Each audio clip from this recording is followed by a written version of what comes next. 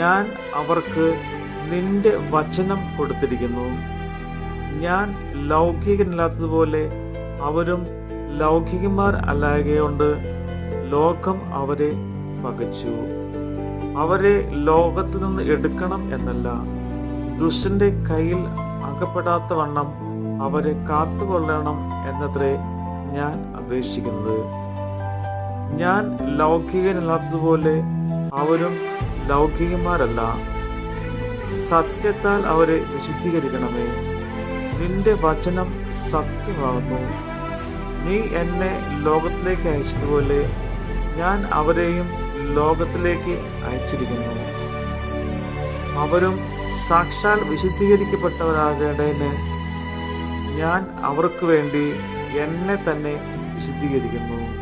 നമ്മുടെ കർത്താവിൻ്റെ വചനമാണ് നമ്മൾ കേട്ടത്.